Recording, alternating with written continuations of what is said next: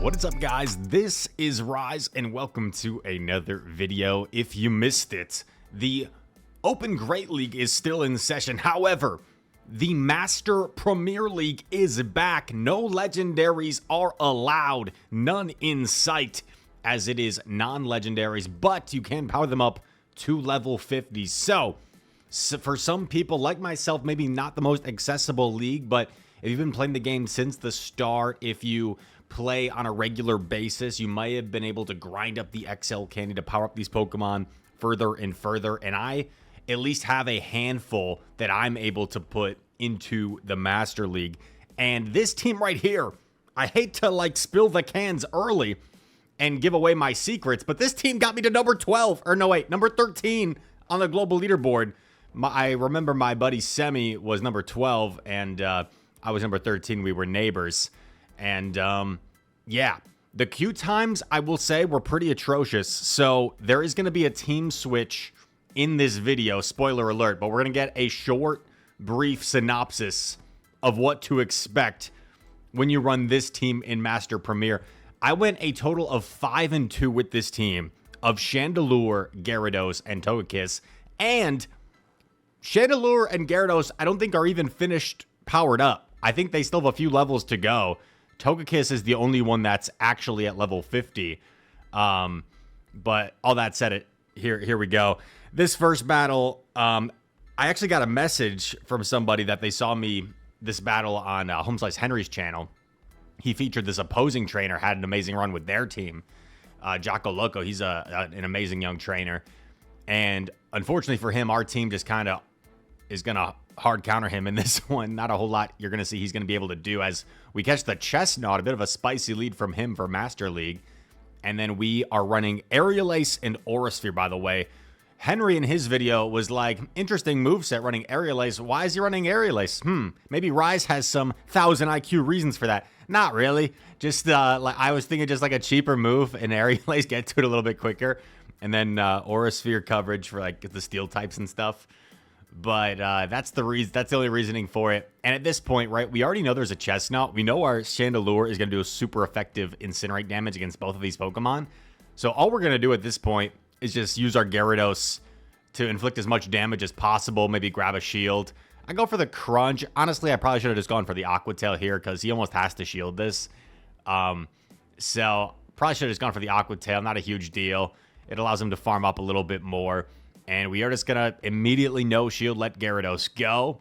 And this is going to be a pretty straightforward win to start things off. Jocko Loco trying to play to any potential win con here as we go for the Flame Charge.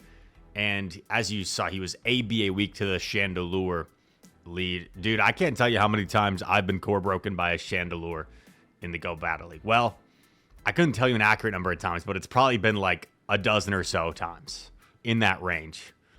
My buddy Jay Mills likes to run Chandelure, and Adequance, of course, known for running Chandelure as we deliver the Shadow Ball with a very favorable team comp advantage in that win against the young Jocko Loco. Oh, okay, there's the proof of the 5-0 set. These battles are out of order, so these queue times were so crazy.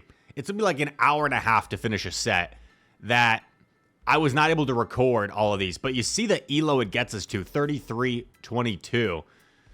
Gives us an unlimited sandals, unlimited amount of sandals, and we're into this next game. So I don't know if this was actually the next game, but, oh, this person swaps Golisopod, so a bit of an awkward swap for us, but here's what I'm thinking. I don't necessarily need Switch, because even if I lose Switch, Togekiss can still hold its own against Chandelure. So worst case scenario, if I lose Switch, I've got Togekiss against Florges. My bad, I misspoke. Worst case, Togekiss can hold its own against the Florges, and we may still be in a good position. We get the debuff there. That's kind of nice. I am going to win the charge attack priority on this Aqua Tail. My opponent knows it's an Aqua Tail, so they don't necessarily need to shield. They're going to let it go. They hang on to the Aqua Tail. Nice energy tracking by them. We're going to let this go as well.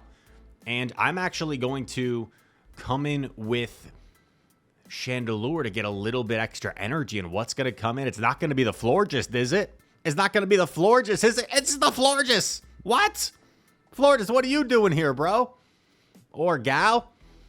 So now I'm like, what the heck could be in the back? Another person ABA weak to the candle. And that was kind of the summation of this team. Not always. We did lose a few leads. Actually, I'm able to shield the Moonblast, thinking they might go for it, since clearly if they're coming with Florges, whatever's in the back doesn't want to see Chandeulre. So they let it go, and it's Skeledirge. Okay. So I guess it makes sense. Not like super weak. However, down energy, you are super weak. I just go straight Flame Charge at this point, because even if he was to call it, I figured fast move pressure would be enough. And once again, I just go straight Flame Charge. Just kind of playing to the win con here, or like the anti-lose con, because now I can safely just let this go.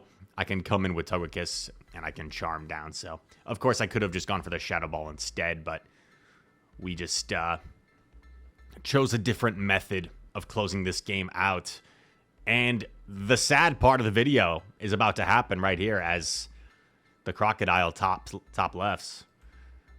Now we go into the Great League, because the queue times were so unbearable. I could not find more battles with this team. So that team, I believe, went 5-2 overall. Unfortunately, I only recorded those 2 battles, but that team went 5-2, and I am crediting with getting me to this 33-22 elo. And we'll see from this point on if we can climb even more. So the little team switch up, we're going into the Great League, where we can actually try and find some battles.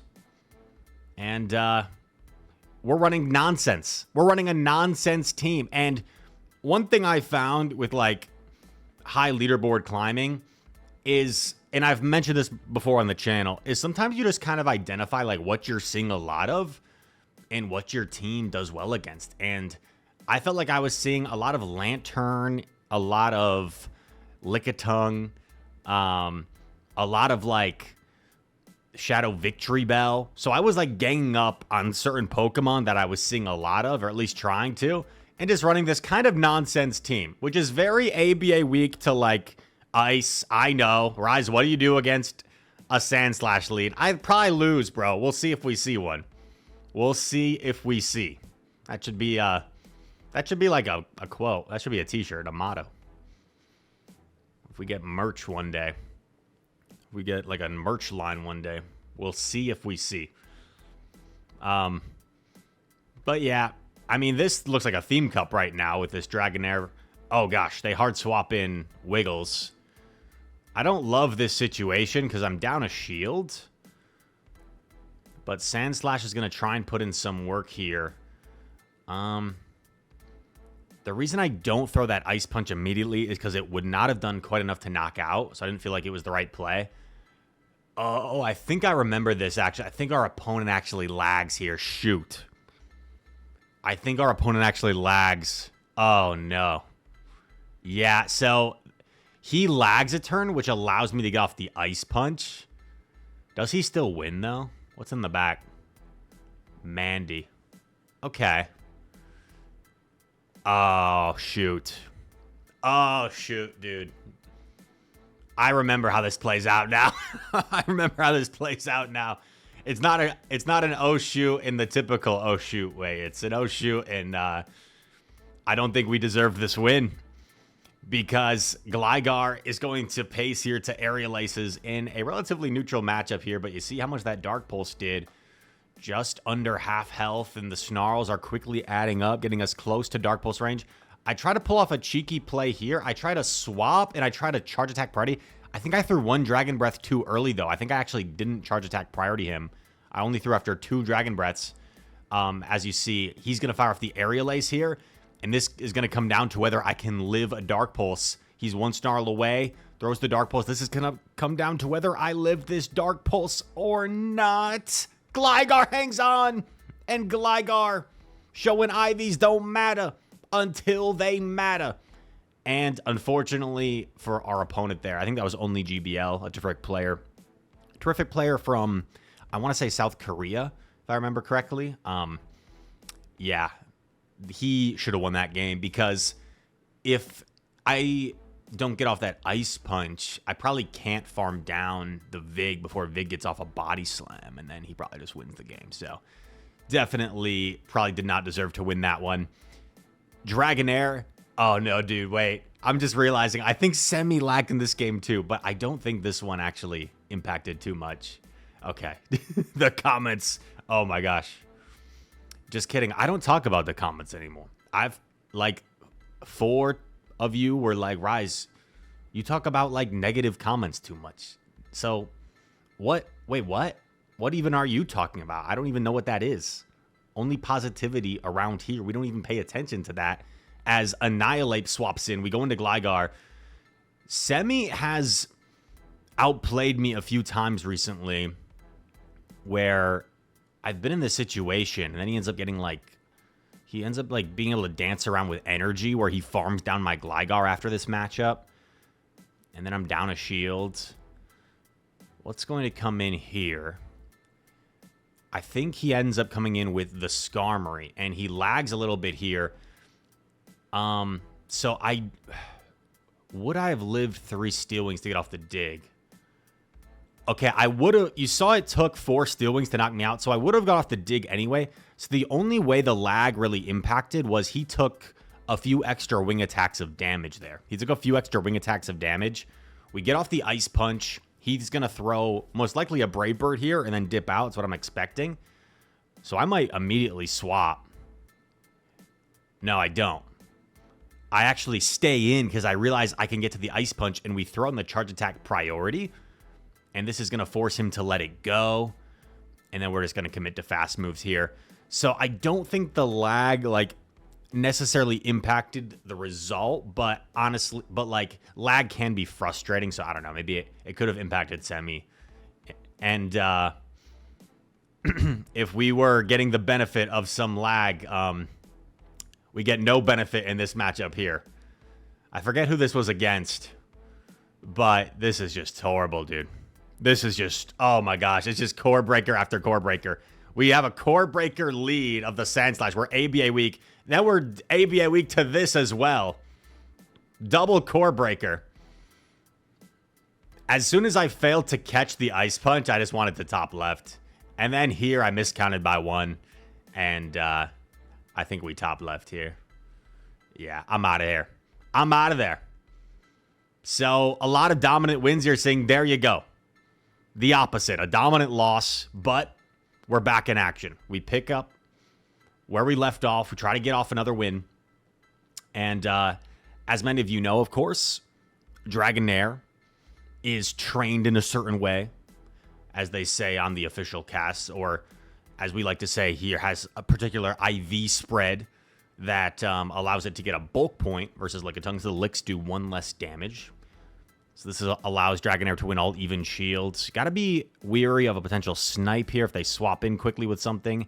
And that's exactly what they do. They swap in with Annihilate. We've got our great alignment here. I'm hoping whatever's in the back, hopefully our Sandslash has a good matchup considering Annihilate has already been lured out. So I'm willing to let this go.